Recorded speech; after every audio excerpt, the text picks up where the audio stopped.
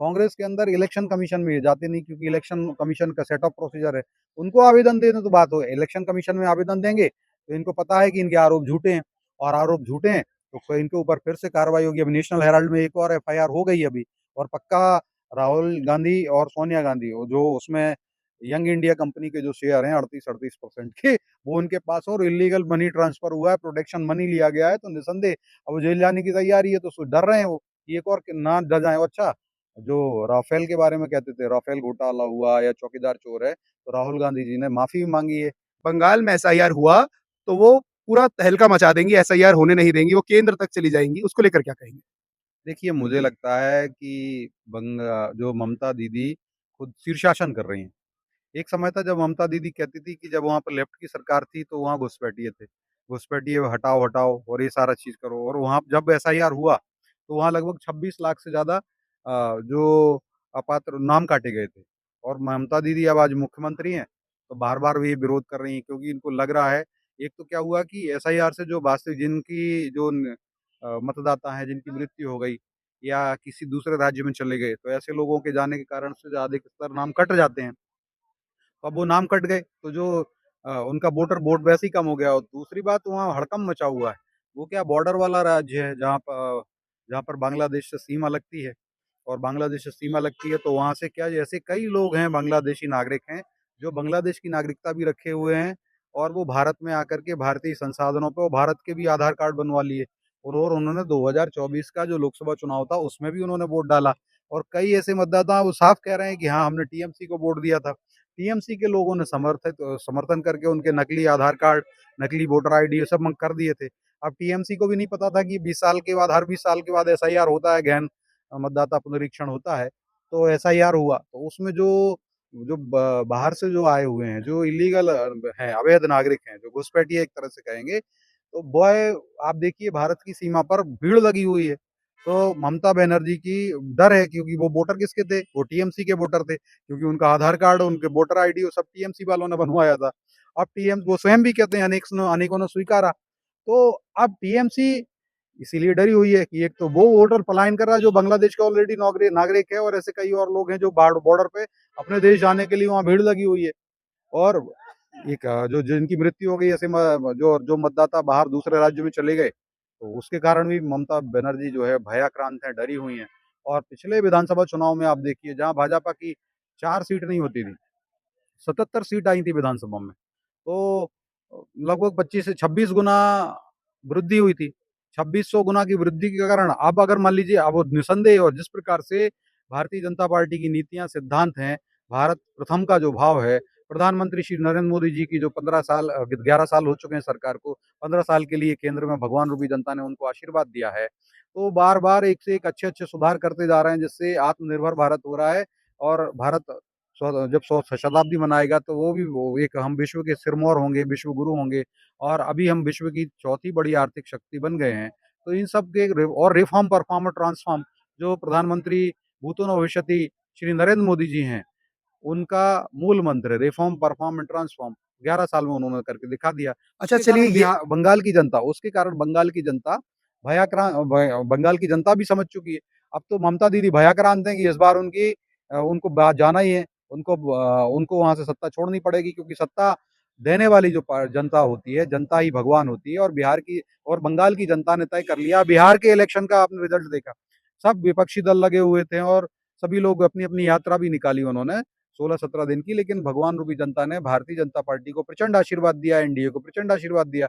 और यही हाल जो है अभी बहुत जल्दी बंगाल में होने वाला। तो ममता बनर्जी दुखी हैं, भयाक्रांत हैं, और उनके जो सहयोगी हैं, जैसे राहुल गांधी हैं, जो लाल किताब लेके नाचते हैं, वो कहते हैं लाल किताब ही नाचते हैं लेके।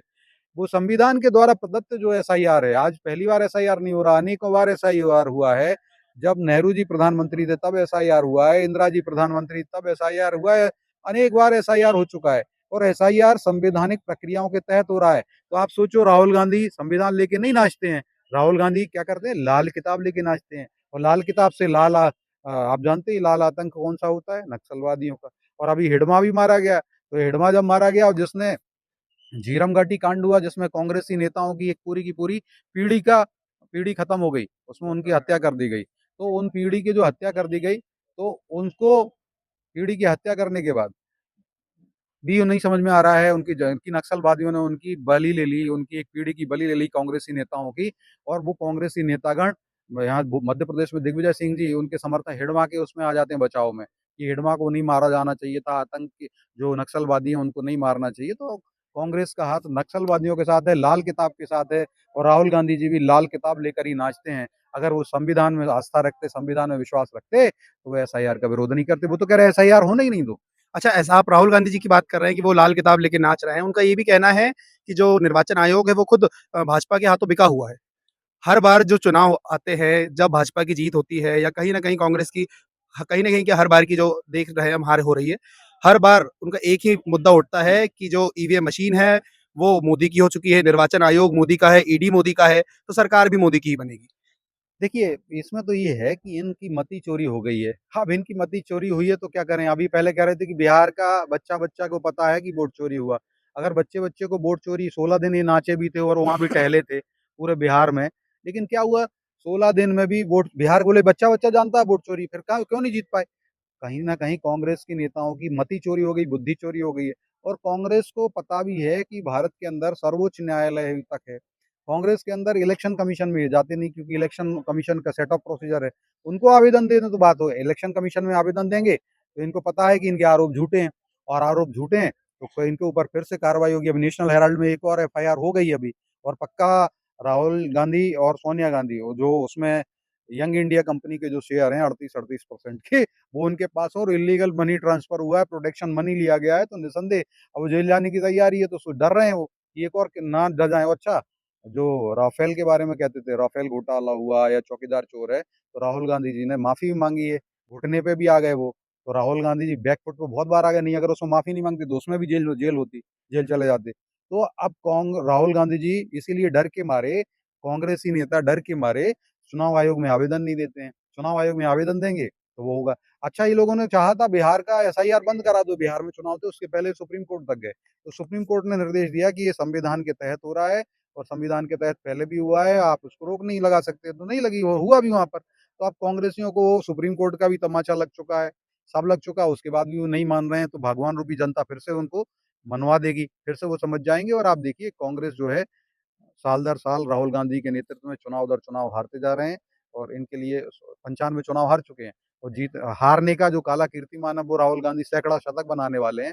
इनके लिए तो कहेंगे, ये कभी एसआईआर पर रोते हैं, कभी ईवीएम पर रोते हैं, कभी सीएए पर रोते हैं, कभी कश्मीर की धारा 370 हटाई उस पर रोते हैं, कभी राफेल पे रोए थे, कभी कुछ पे रोते हैं। तो इनको तो एक बात कहूँगा कि कभी हालात पे तो कभी खुद पे रोना आया, बात निकली तो कांग्रेसियों को हर बात पर रोना आया, हर हार पर रोना आया। और दूसरा और कहेंगे कि कांग्रेसियों, प्रधानमंत्री मोदी जी ने भी जब सदन आरंभ हो रहा था, उन्होंने कहा था अगर कुछ राजनीति करने के टिप्स चाहिए हो तो उनसे भी ले सकते हैं। तो मैं कहूँगा कि कांग्रेस नहीं ले सकती और ना लेगी।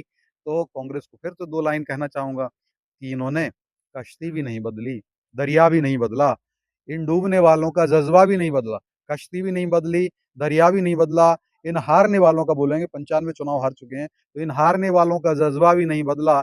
है शौक सफ़र ऐसा, है शौक सफ़र ऐसा, एक उम्र खोई इन्होंने। अब सोचिए 2004 से 2025 21 साल हो रहे हैं। है शौक सफ़र ऐसा, एक उम्र खोई इन्होंने, मंजिल भी नहीं पाई, रास्ता भी नहीं बदला। तो इनको कुछ नहीं सँभाल सकते। यस्य नास्ति स्वयं प्रज्ञा, शास्त्रम तस्य करोति किम, लोचनाभ्याम विहीनस्य दर्पणम किम करिष्यति। तो इनको कोई कुछ नहीं बता सकता, क्योंकि इनके जो ज्ञान रूपी चक्षु हैं वो फूट चुके हैं। अच्छा, जिहाद का भी मामला चल रहा है कि उनका कहना है कि जो भाजपा है, वो हिंदू-मुस्लिम का प्रोपेगेंडा पे काम कर रही है। हुँ, ठीक है? कि एक जहाँ हिंदू हैं, वहाँ हुँ। उनको मुस्लिमों से लड़ाने का काम कर रही है। लेकिन कहीं न कहीं अगर हम अपने प्रदेश की हमारे जो राजधानी भोपाल है, उसकी बात करें, कौन काम कर रही है? यहाँ की भाजपा, हुँ, यहाँ की अगर हम बात करें कि जो यहाँ के मुस्लिम्स हैं, उनका कहना है कि भाई यहाँ पे अगर हम एक सरकारी अस्पताल जाते हैं, तो वहाँ हमें किसी भी भेदभाव के बिना हमारा जो है वो देखिए, स्वास्थ्य का चिकित्सा चल हुँ, रही है, हम शिक्षा के क्षेत्र में भी कोई भेदभाव नहीं होता। तो इसको लेकर क्या कहेंगे? देखिए, मुझे लगता है कि यह बात क्लियर हो जाती है, जनता कह रही है, और मुस्लिम बंधु कह रहे हैं कि भारतीय जनता पार्टी ने उनको घर दिए, उनको आयुष्मान योजना दिया, उनको उज्ज्वला कनेक्शन दिया, सब कुछ उनको देते जा रहे हैं। तो वो जानते हैं इस बात को, लेकिन कांग्रेस देखिए झूठ करती है। इंदौर की घटना क्या थी? इंदौर में तो साफ-साफ आया, जो लव जिहाद कर रहे थे, जो कांग्रेसी पार्षद था, जिसका नाम क्या था? अनवर डकैत। अनवर डकैत। अनवर डकैत स साफ-साफ कहा जा रहा है कि लाखों करोड़ों रुपए उसने जिहाद के लिए दिए, और क्या लव जिहाद और धर्मा वो किससे? हिंदू बेटियों को फँसाओ और उनको मुसलमान बनवाओ, विवाह करो। तो ऐसा काम कांग्रेसी नेता करते हैं, सिद्ध हुआ है। लेकिन कांग्रेस बताए, चुनौती के साथ पूछता हूँ मैं कांग्रेसियों से, कि जो कांग्रेस है झूठे आरोप लगाती है, क्या कार्रवाई की अनवर डकैत के ऊपर? आज भी अनवर डकैत कांग्रेस के अंदर है। और कितने महीने हो गए? कहानी को मतलब 5-6 महीने हो गए इस बात को, आधा साल होने को आया लगभग-लगभग, लेकिन कांग्रेस की भुजाओं में सामर्थ्य नहीं है, दम नहीं है, बाजुओं में निस्तेज हो पड़ी है, निर्बल हुई पड़ी है कांग्रेस। कांग्रेस सुप्तप्राय है, कांग्रेस मृतप्राय मानेंगे, क्योंकि वो कार्रवाई नहीं कर पाई। कार्रवाई इसलिए नहीं कर पाई, मृतप्राय नहीं, कांग्रेस तुष्टीकरण की राजनीति करती है, कांग्रेस करती है लव जिहाद की राजनीति। तभी तो अनवर डकैत को आज भी प्रश्रय दिया गया है, कि जो लव जिहाद करे रहा है, जो सरेआम हिंदू बेटियों को फांसने के लिए पैसे देता रहा, लाखों करोड़ों रुपए जिसने दिए, वो उस व्यक्ति को उन्होंने पार्षद भी बनवाया, उसको बहुत सारा सम्मान दिया, और साथ-साथ जब वो उस पे कार्रवाई करने की बात आई तो कभी कार्रवाई नहीं की। तो कांग्रेस ज़रूर भारत के अंदर लव जिहाद करा रही है। कांग्रेस हिंदू और मुसलमानों के बीच में बाँटने का काम करती है। कांग्रेस तुष्टीकरण की राजनीति करती है। भारतीय जनता पार्टी, प्रधानमंत्री श्री नरेंद्र मोदी जी भारत में, मध्य प्रदेश में डॉक्टर मोहन यादव जी संतुष्टिकरण की राजनीति करते हैं। सबका साथ, सबका विकास, सबका विश्वास, सबका प्रयास की राजनीति करते हैं। जिनके अब्बा यहाँ रहते थे, अब्बाजान यहाँ रहते थे, तो उनको समस्या क्या है फॉर्म भरने में? उनको फॉर्म भर दीजिए, फॉर्म भरेंगे, आप यहाँ वोट डालिए। और एसआईआर कोई किसी पार्टी का कार्यक्रम नहीं है, ना भाजपा का कार्यक्रम है, ना कांग्रेस का कार्यक्रम है। वो एक संवैधानिक प्रक्रिया है जो निर्वाचन आयोग कराता है समय-समय पे। लेकिन उसका उसके ऊपर भी तो उनका कटाक्ष है कि निर्वाचन आयोग खुद बिका हुआ है भाजपा के हाथों। अब देखिए पहले तो जहाँ वो हारते हैं सबसे पहले उनका काम होता था ईवीएम। हाँ, ईवीएम, ईवीएम में गड़बड़ है। उसके बाद जब ईवीएम की जनता ने जो है स्वीकारता नहीं की उनकी, जनता ने उनको नकार दिया, तो उसके बाद आए वोट चोरी पर। अब जब वोट चोरी हो गया, अब चुनाव आयोग ने एसआईआर शुरू किया, तो अब शुरू हो गए एसआईआर पर। भाई उस समय जब निर्वाचन आयोग के जो आयुक्त होते थे, तो वो भी तो कांग्रेस तो सीधे सोनिया गांधी सीधे नियुक्त करती थी, कि भाई ये रहेंगे। जो राहुल गांधी को, उनका नाम मुझे याद नहीं आ रहा, जो राहुल गांधी को साथ में जो है उनके पास्ता और मैगी बनाते थे, उनको उठाकर डायरेक्ट जो है आयुक्त बनाया गया था।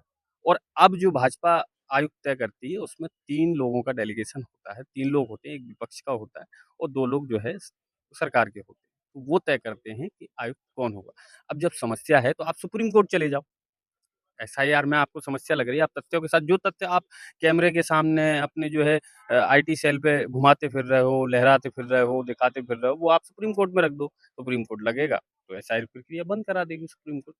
सुप्रीम कोर्ट जाना नहीं है, सिर्फ एसआईआर पर जनता को भ्रमित करना है। देखिए मध्य प्रदेश में इस समय 80% से ज़्यादा एसआईआर का काम, अभी तो मेरे हिसाब से 90% हो गया हो गया होगा। है। 90% लगभग काम हो गया है पूरा। लगातार जो बीएलओ हैं वो द्वार-द्वार जाके लोगों के फॉर्म्स एकत्रित कर रहे हैं, उनको भरवा रहे हैं, जो नहीं भर पा रहे हैं। पूरा काम चल रहा है, ये हम खुद भी देख रहे हैं, हमारे खुद के सभी के घरों में एसआईआर हो रहा है, आपके यहाँ भी हुआ है, मेरे यहाँ भी हुआ है, मैंने भी अपना फॉर्म भरा है।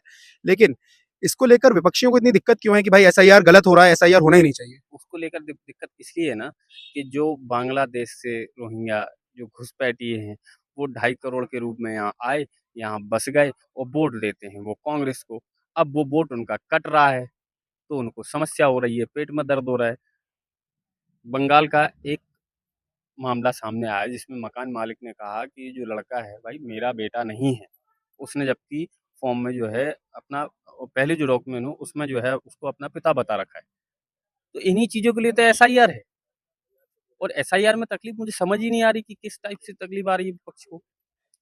भाई 2.5 करोड़ जो रोहिंग्या आए वो गरीबों का हक खा रहे हैं। जिन गरीबों को जो लाभ मिलना चाहिए वो लाभ उनको मिल रहा है। तो कोर्ट ने भी ये कहा है कि 2.5 करोड़ जो लोग हैं उनका हक हम किसी और को, जो गरीब लोग हैं उनका हक हम इन 2.5 करोड़ को नहीं दे सकते। तो इसमें तकलीफ क्या है? अच्छा, बिहार में चुनाव होने वाले हैं, तो मध्य प्रदेश के जो मुख्यमंत्री हैं डॉक्टर मोहन यादव जी, वो किस तरीके से जिस तरीके से बिहार में उन्हें गए थे, रैलियाँ निकाली थी, पश्चिम बंगाल में वो उनकी क्या रणनीति रहेगी? देखिए आप खुद भी कार्यकर्ता हैं, बतौर काम कर रहे हैं, तो आपके हिसाब से उन किस तरीके से काम करेंगे और किस तरीके से वहाँ की जो हाल-फिलहाल की सरकार है, उसको वहाँ से हटाकर अपनी जो भाजपा की सरकार है, उसको स्थापित करना चाहेंगे? देखिए माननीय हमारे मुख्यमंत्री मोहन यादव जी अभी बिहार गए, तो आपके परिणाम आपके सामने हैं कि क्या परिणाम रहे। उसी प्रकार जब हमारे माननीय मोहन यादव जी जो मुख्यमंत्री हैं और हमारा जो वरिष्ठ नेतृत्व है वो जब पश्चिम बंगाल जाएगा, और रणनीति देखिए भाजपा की और उनकी रणनीति क्या होती है मैं आपको बताता हूँ, वो सीधे शब्दों में। एक वरिष्ठ पत्रकार हैं, उनका नाम मैं यहाँ नहीं लूँगा, आप सभी उनसे बखूबी जानते हैं उनको, तो उन्होंने अपने सोशल मीडिया पर लिखा कि मैं रास्ते से जा रहा था और मैंने जो है यूपी के एक सांसद को और एक पूर्व प्रदेश अध्यक्ष को और वर्तमान मंत्री को देखा, वो एक टपरी पर बैठकर जो है पानी पी रहे थे और लोगों से चर्चा कर रहे थे, धूल-मिट्टी में जा रहे थे। तो ये भाजपा की रणनीति है। भाजपा का ग्राउंड ज़ीरो पे जाकर। ग्राउंड ज़ीरो पे भाजपा का बड़े से बड़ा नेता, चाहे वो हमारे माननीय मोदी जी हों, चाहे वो हमारे माननीय गृह मंत्री जी हों, वो नीचे जो अंतिम व्यक्ति है उसके विकास के लिए सोचते हैं, उससे टच में रहते हैं कि भाई उसको क्या दिक्कत है, क्या परेशानी आ रही है, उन चीज़ों को समझते हैं। अब इस तरीके से नहीं होता कि आप बीच चुनाव में जो है अपना वोट अधिकार यात्रा का तय करो, आप एक रैली में जाओ, उसके बाद आप छुट्टी पे चले जाओ, इटली चले जाओ, विदेश भाग जाओ। फिर तो कहोगे ना कि चुनाव आयोग मिला हुआ है। भाई जनता मिली हुई है अच्छा, सरकार। एक मामले पे और मैं आपकी राय लेना चाहूँगा। देखिए, हाल-फिलहाल में दिल्ली में बॉम्ब ब्लास्ट हुआ था जिसमें डॉक्टर शाहीन, डॉक्टर उमर का नाम सामने आया है। वो जिस विश्वविद्यालय में पढ़ाते थे, अल-फलाह यूनिवर्सिटी जो फरीदाबाद में स्थित है, उसके चेयरमैन हमारे प्रदेश के मऊ ज़िले के हैं, उनका पुश्तैनी मकान भी यहाँ पर है, ठीक है? तो उस मकान को लेकर भी चल रहा था कि उस मकान को कुर्की करी जाएगी। हम खुद वहाँ पे गए थे, हमने भी ग्राउंड ज़ीरो से काम किया। वहाँ के जो आस-पड़ोस के लोग हैं, उनका भी कहना है कि हाँ, भई इनको तोड़ना चाहिए। लेकिन वहाँ पे अब भी कई मुस्लिम समुदाय के ऐसे लोग हैं जिनका कहना है कि भई ये घर जो है, ये जावेद अहमद सिद्दीकी के बाप का है, जो एक समय पे शहर काज़ी हुआ करते थे। तो ये घर नहीं टूटना चाहिए। उसको लेकर क्या कहेंगे? यही तो एसआईआर भी है कि घर बाप का है। तो ऐसे ही वोट भी तो बाप का था 2003 में कि नहीं था? वो भी तो बताइए। अब रही उनकी बात, देखिए जो सरकार का काम है वो अपना काम करेगी, इसमें कोई नहीं बोल सकता। जो संवैधानिक, लेकिन फिर भी स्टे ऑर्डर लग गया है एमपी हाई कोर्ट से 15 दिन की मोहलत मिली थी। वो 15 दिन भी अब समाप्त हो चुके हैं, लेकिन अभी भी कोई कार्रवाई नहीं की जा रही सरकार के द्वारा या प्रशासन के द्वारा। देखिए वो पूरी कार्रवाई एक संवैधानिक तौर पे होगी, जो भी उसमें उचित होगा वो सरकार करेगी। लेकिन ये जो मानसिकता है कि उन्होंने कुछ नहीं किया, देखिए उसमें जो है कितने लोगों की मौत हुई। मैं वही बात कह रहा था अभी कि भारत को अफ़ज़ल गुरु की नहीं, भारत को अब्दुल कलाम जी की ज़रूरत है। अगर इस भारत में ये भारत जो है अगर आप उसको धर्मनिरपेक्ष बताते हो, तो धर्मनिरपेक्षता में आपको अब्दुल कलाम बनना पड़ेगा, अफ़ज़ल गुरु नहीं बन के रह सकते आप। आप आप कहते हो वंदे मातरम, नहीं बोलेंगे हमारे शरिया कानून के खिलाफ। अरे भाई शरिया कानून के हिसाब से थोड़ी ना देश चलेगा। इधर आपको जब घर टूटता है तो आपको संवैधानिक प्रक्रिया चाहिए और इधर आपको वंदे मातरम बोलना है तो आपको शरिया चाहिए। ये दोगले चेहरे, दो मुँह नहीं चलेंगे। ये भारत है, भारत में संवैधानिक प्रक्रिया चलेगी, संवैधानिक तौर पर रहना पड़ेगा। और जो आप जिनका ज़िक्र कर रहे हैं, जो अल-फलाह यूनिवर्सिटी के जावेद अहमद सिद्दीकी। जावेद अहमद सिद्दीकी जी थे, वो आज नहीं तो कल उनको उनके जो उनका कार्य है, जो उनका दूषित कार्य कह लो उसको, उस पर उनको सज़ा मिलेगी, चाहे वो कुछ भी कर लें। सरकार अगर वो दोषी हैं, तो स्वाभाविक तौर पर कार्रवाई होगी, चाहे वो उनकी जो समर्थक हों वो मानें, चाहे ना मानें, और समर्थनों से देश नहीं चलेगा। देश बाबा साहब के संविधान से चलेगा। जो बाबा साहब लिख कर गए हैं कि आपने अगर हत्या करवाई है, आप उसमें सम्मिलित हैं, तो आपको उसकी सज़ा मिलेगी, चाहे आप कुछ भी करें।